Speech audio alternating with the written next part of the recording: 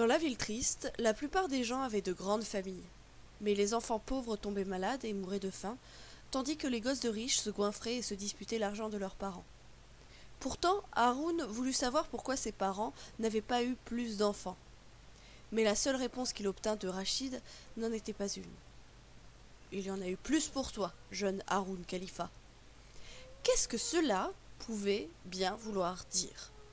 « Nous avons utilisé toute la matière à enfants dont nous disposions pour te faire, » expliqua Rachid. « Tout est là-dedans, suffisamment pour 4 ou 5 gamins. Oui, monsieur. Et il y en a eu plus pour toi. » Les réponses directes échappaient aux possibilités de Rachid Khalifa, qui ne prenait jamais la ligne droite s'il y avait un chemin plus long et plus sinueux. Soraya répondit à Haroun plus simplement. « Nous avons essayé, dit-elle tristement. Ces histoires d'enfants ne sont pas faciles. Regarde les pauvres Sengupta. » Les Sengupta habitaient au premier. Monsieur Sengupta travaillait dans les services municipaux. Il était aussi maigre, géniard et piteux que sa femme était généreuse, brillante et grosse. Il n'avait pas d'enfant du tout. Et Oneta Sengupta était plus attentive envers Haroun qu'il ne le désirait. Elle lui apportait des friandises, ce qui était bien, et lui ébourrait les cheveux, ce qui n'était pas. Et quand elle le serrait dans ses bras, les grandes cascades de sa chair semblaient vouloir l'engloutir à sa plus grande frayeur.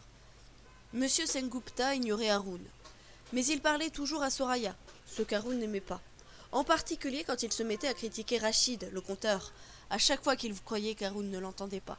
« Votre mari, excusez-moi d'en parler, » commençait-il de sa petite voix pleurnichade. « Il a la tête dans les nuages, il n'a plus les pieds sur terre. Qu'est-ce que c'est que toutes ces histoires ? La vie n'est pas un livre de contes, ni un magasin de farce et attrape. Tout cet amusement ne mènera à rien de bon. À quoi servent des histoires qui ne sont même pas vraies ?»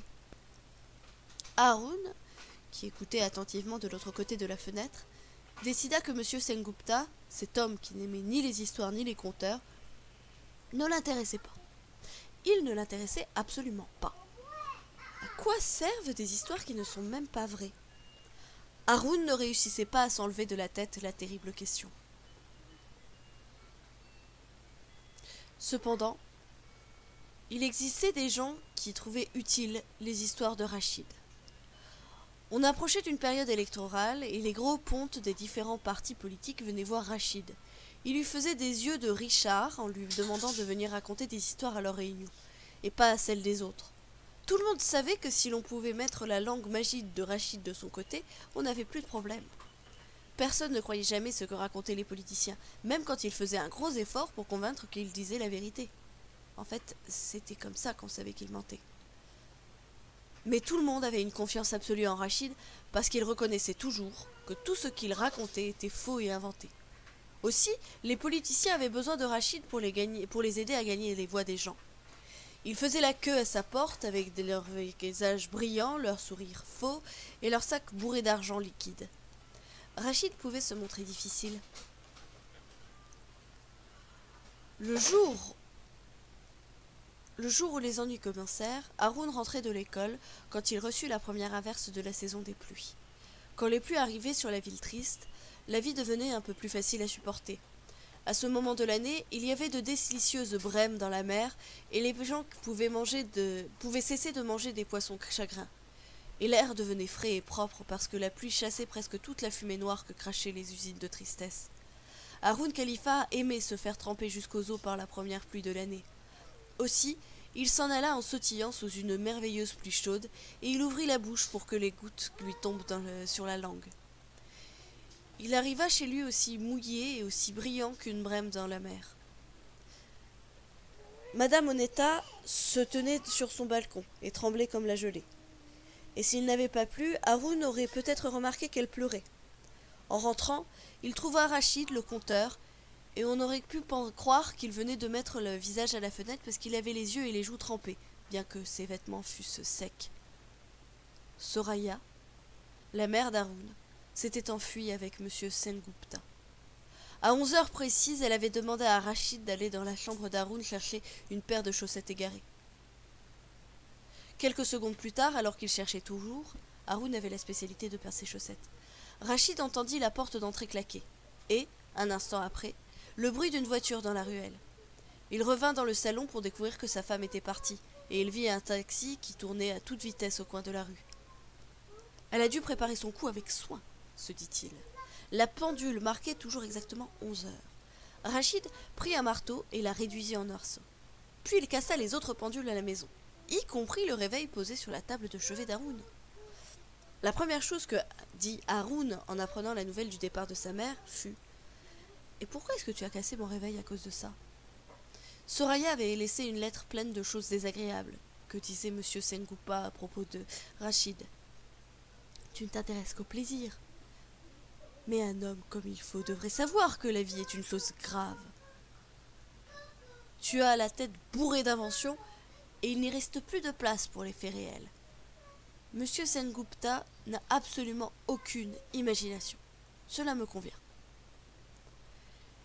Il y avait un post-scriptum. Dis à Haroun que je l'aime et que je n'y peux rien. Je dois faire cela maintenant. Des gouttes de pluie tombèrent des cheveux d'Haroun sur le billet. Qu'est-ce que je peux faire, fils? Raconter des histoires est le seul métier que je connaisse.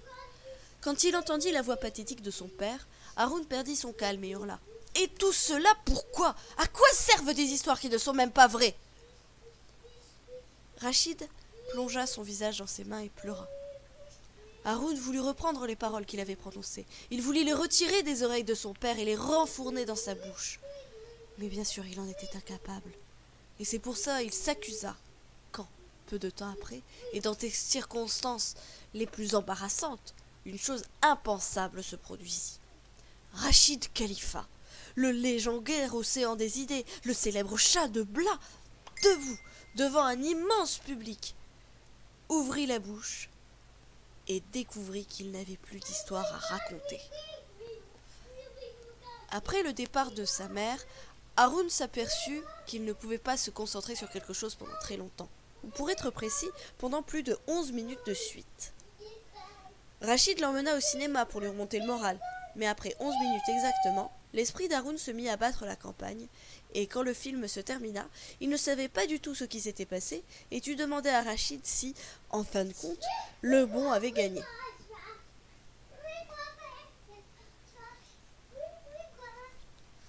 Le lendemain, Haroun jouait gardien de but dans une partie de hockey sur rue avec des voisins. Et après avoir réussi une série d'arrêts brillants dans les 11 premières minutes, il laissa passer les tirs les plus faciles, les plus stupides et les plus humiliants. Et les choses continuèrent ainsi. Son esprit divaguait toujours quelque part et abandonnait son corps.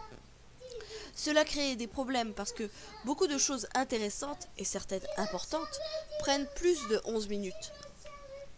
Les repas, par exemple, ou les examens de mathématiques. Ce fut Oneta Sengupta qui découvrit la clé de l'énigme. Maintenant qu'elle descendait encore plus souvent qu'autrefois, par exemple pour annoncer avec un air de défi, « Plus de Madame Sengupta pour moi. Désormais, appelez-moi seulement Miss Oneta. » À la suite de quoi, elle se donna une violente claque sur le front et gémit. « Oh, que va-t-il se passer ?» Quand Rachid parla de l'attention divagante d'Haroun à Miss Oneta, elle répondit d'une voix ferme et assurante. 11 heures quand sa mère est partie. Maintenant, voici ce problème de 11 minutes. La cause se trouve dans sa pistolagie. Il a fallu quelques instants à Rachid et à Haroun pour comprendre qu'elle voulait dire psychologie. À cause de sa tristesse pistolagique, poursuivit Miss Oneta, le jeune maître reste solidement attaché au chiffre 11 et ne peut passer à 12. « Ce n'est pas vrai !» s'écria Haroun. Mais dans son cœur, il avait peur que cela le fût. Était-il coincé dans le temps comme une pendule cassée? Le problème se trouverait peut-être jamais de solution jusqu'à ce que Soraya revienne et remette les pendules en route.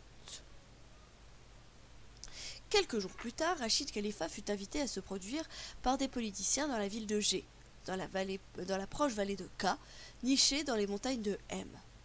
Je dois expliquer que dans le pays d'Al-Ilfé, beaucoup d'endroits portaient comme nom une lettre de l'alphabet. Cela entraînait une grande confusion, parce qu'il y avait un nombre limité de lettres et un nombre presque illimité d'endroits à la recherche d'un nom. Le résultat était que quantité de lieux devaient se partager à un seul et unique nom. Cela signifiait que les lettres que s'envoyaient les gens allaient toujours à la mauvaise adresse. De telles difficultés devenaient plus graves encore à cause de certains lieux qui, comme la ville triste, oubliaient entièrement leur nom. Comme vous pouvez l'imaginer, les employés des postes avaient beaucoup de mal à le supporter et ils pouvaient parfois s'énerver un peu. « Nous devons y aller, dit Rachid à Haroun en essayant de faire bonne contenance. Dans la ville de G et dans la vallée de K, il fait toujours un temps merveilleux, alors qu'ici l'air est trop larmoyant pour les mots. Il est vrai qu'il pleuvait tellement dans la ville triste qu'on pouvait presque se noyer rien qu'en y respirant. Miss Onetta, qui venait juste de descendre de chez elle, approuva tristement ce que disait Rachid. « C'est une idée du tonnerre, dit-elle. Oui, allez-y tous les deux. Ce sera comme de petites vacances. Et inutile de vous inquiéter pour moi. Assise, ici, toute seule. »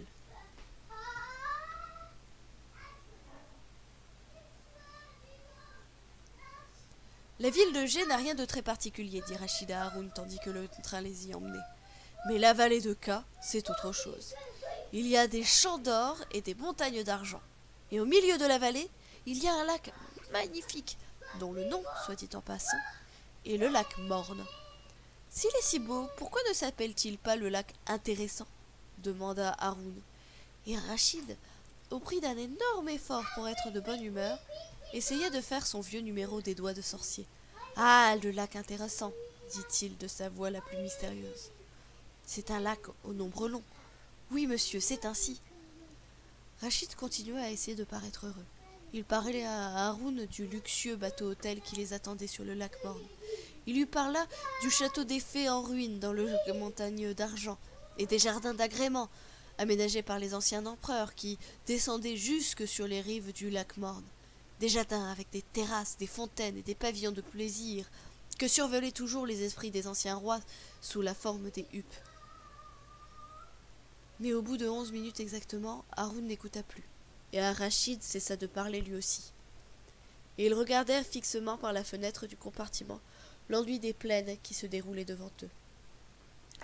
Deux hommes au visage qui ne souriaient pas, avec de gigantesques moustaches et des pantalons à carreaux d'un jeune criard, les attendaient à la gare de la ville de G.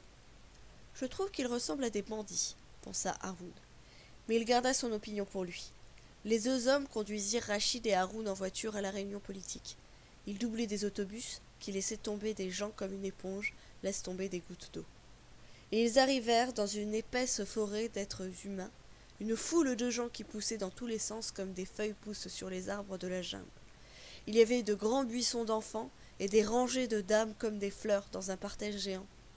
Rachid, plongé dans ses pensées, hochait tristement la tête. Puis, la chose eut lieu, la chose impensable.